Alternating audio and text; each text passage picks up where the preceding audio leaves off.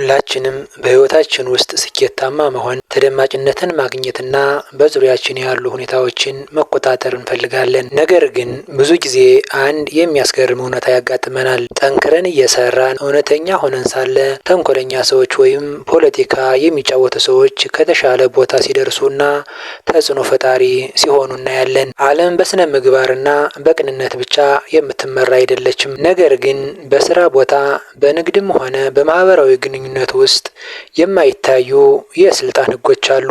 እነዚህን ህጎች አለማወቃችን ለሰዎች መጠቀሚያ እንድንሆንና እድሎችን እንድናጣ ያደርገናል። ሮበርት ግሪን ዘ 48 ሎስ ኦፍ ፓወር በሚለው መጽሐፉ ዓለም የምትመራበትን ድብቅና አንዳንዴም ጨካኝ የሆኑ የስልጣን ስልቶችን ይነግረናል። ሮበርት ግሪን እነዚህን ህጎች እንደ ቢላዋ ናቸው።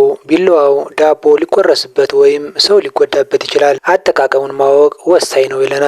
ጸሐፊው በመቀጠልም እነዚህ ህጎች የዓለማችን እውነታ ናቸው፣ ካላወቃቸው ትበላለህ በማለት ያስረዳናል። ዛሬ በስራ ቦታችን ራሳችንን ለመጠበቅና ተወዳጅ እንድንሆን የሚረዱን 6 ህጎችን እናያለን። አንደኛው ህግ ከአለቃህ በላይ ልቅህ አትታይ የሚል ህግ ነው። ብዙዎች በጥሩ ስራዬ አለቃዬን አስደንቃለሁ ብለው ያስባሉ። ነገር ግን ከመጠን በላይ ስታበራ አለቃህን ጥላ ውስጥ ታስገባዋለህ። በታሪክ ውስጥ ብዙ ጎበዝ አማካሪዎች ከአለቆቻቸው በላይ ጎልተው ለመታየት በመሞከራቸው ብቻ ከስራ ተባረዋል ወይም ጉዳት ደርሶባቸዋል። ሁልጊዜ ካንተ በላይ ያሉ ሰዎች ወይም አለቆችህ ከነሱ በላይ ብልህ እንደሆንክ እንዲሰማቸው አታደርግ። ካንተ በላይ ያለ ሰው ስጋት ከገባው አንተን ለማጥፋት ወደ ኋላ አይልምና። ካለቃ በላይ ልቀህ እንዳትታይ ማድረግ ያለብህ 4 ወሳኝ ነገሮች። አንደኛ፣ የአለቃህን የደህንነት ስሜት ጠብቅ። 2ኛ፣ ክሬዲት ስጠው። 3ኛ፣ ጥበብህን ደብቅ። 4ኛ፣ ተፈላጊ ሁን እንጂ አስፈሪ አትሁን። 2ኛው ህግ ሁልጊዜ ከሚያስፈልገው ያነሰ ነገር ተናገር የሚል ነው። ይህ ማለት ዝምተኛ ሁን ማለት ሳይሆን የንግግርህን መጠን በመቆጣጠር ረገድ ስልታዊ ሁን ማለት ነው። ከሚያስፈልገው ያነሰ ነገር ስትናገር ለ3 ነገሮች ይጠቅማል። አንደኛው፣ ንግግር በበዛ ቁጥር ስህተት ስለሚበዛ እንዳትሳሳት ያደርግሃል። 2ኛ፣ የማይገመት ሰው ያደርግሃል። 3ኛ፣ ተጨማሪ መረጃን በማግኘት የመቆጣጠር አቅምህን ይጨምርልሃል። 3ኛ ህግ፣ ደስተኛ ካልሆኑ ሰዎች ራቅ የሚል ነው። ይህ ህግ ተላላፊ በሽታን የመከላከል ህግ ተብሎ ይጠራል። የሰዎች ስሜት እንደ በሽታ ተላላፊ ነው። የሰው ልጅ ማህበራዊ ፍጡር በመሆኑ በዙሪያው ያሉ ሰዎችን ስሜትና ባህሪ የመቅዳት ተፈጥሯዊ ዝንባሌ ያለው። ሁልጊዜ የሚያማርሩ፣ በህይወታቸው ደስተኛ ያልሆኑና ዓለም በድላኛለች ከሚሉ ሰዎች ጋር ስትቀመጥ ሳታውቀው ያንተን አመለካከት ወደ ጨለማነት ይለወጣል። የነሱ አሉታዊ ኃይል ያንተን ተስፋና ጉልበት ይመጣዋል። ደስተኛ ከሆኑ ሰዎች ጋርና ከተስፈኞች ጋር ስትውል ተስፈኛና ደስተኛ ትሆናለህ። በአጭሩ አንተ የቅርብ ወዳጆችህ አማካይ ውጤት ነህ።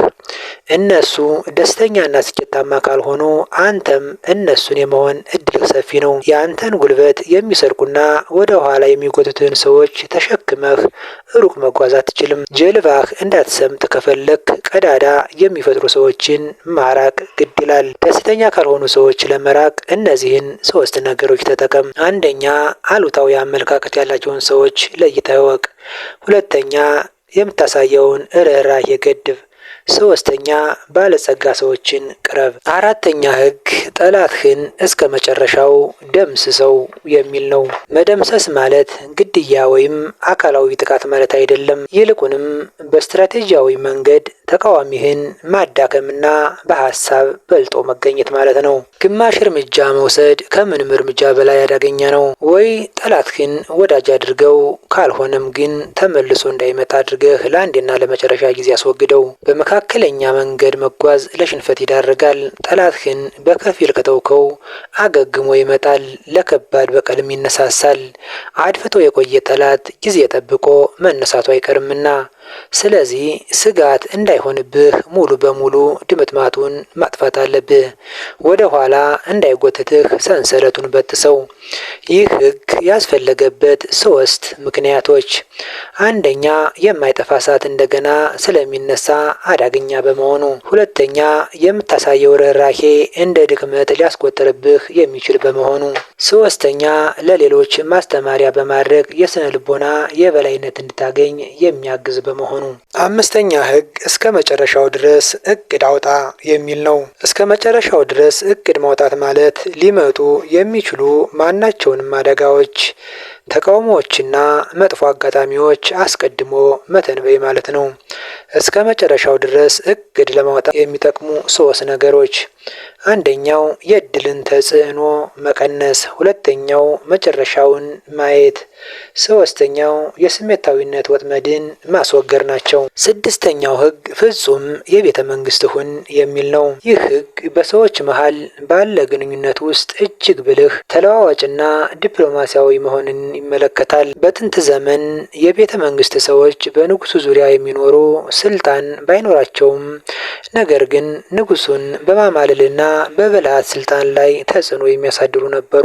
በዘመናዊው ዓለም ይህ ቤተ መንግስት ማለት የስራ ቦታህ፣ ትልልቅ ኩባንያዎች ወይም የፖለቲካ ተቋማት ናቸው። ፍጹም የቤተ መንግስት ሰዎች ለመሆን የሚያግዙ 4 ነገሮች፣ አንደኛ ራስን መግዛት፣ ሁለተኛ ከመጠን በላይ አለመታየት፣ ሶስተኛ ለቃላት ጥንቃቄ ማድረግና መጥፎ ዜና አድራሽ አለመሆን ናቸው።